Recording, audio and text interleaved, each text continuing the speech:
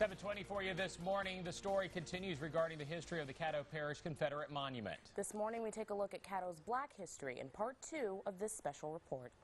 When the Caddo Confederate Monument was unveiled in 1906, Louisiana's racial demographic was almost half and half, whites to blacks, according to the U.S. Census Bureau.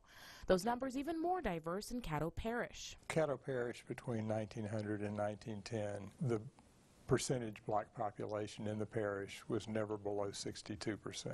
It was as high as 68.7%. Retired attorney John Ratcliffe worked several civil rights cases throughout his career. He says those numbers matter when it came to decisions by local lawmakers. Only men could vote at that time, and the census shows Louisiana's eligible voters were about 57% white, 42% black. Yet, number of blacks who were registered to vote never exceeded 15.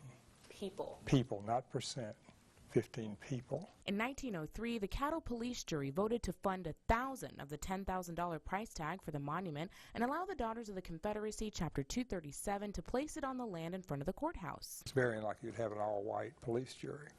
If you hadn't had an all-white police jury, it's extremely unlikely that that particular monument would have been put there, and it may have been that no monument would have been put there. Local civil rights historian Reverend Dr. Azriel McLean says it's hard to know exactly how African Americans felt about the honoring of Confederate soldiers. You have to understand the whole Caddo was called Bloody Caddo, and a lot of blacks were actually murdered. Post-Reconstruction was a violent time for the entire parish, but it was especially harsh for blacks. A 2015 Equal Justice Initiative study shows Caddo ranked number 2 in the South for lynching blacks between 1877 and 1950. We were lynched.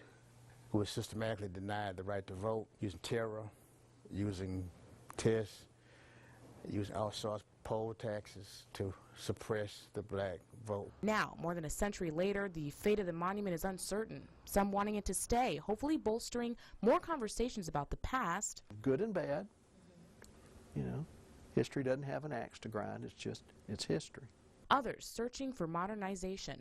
I think anybody who's died deserves to be remembered. But the monument's doing several things at one time, and part of what it's doing is celebrating something that was intrinsically and horribly unfair. Through it all, one message continuing. We've got to coalesce, black and white. We'll have to coalesce to make this town what it can be. The hope of unity.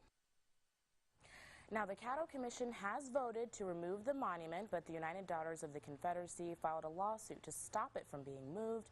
The motion hearing is set for December 11th at 10 a.m.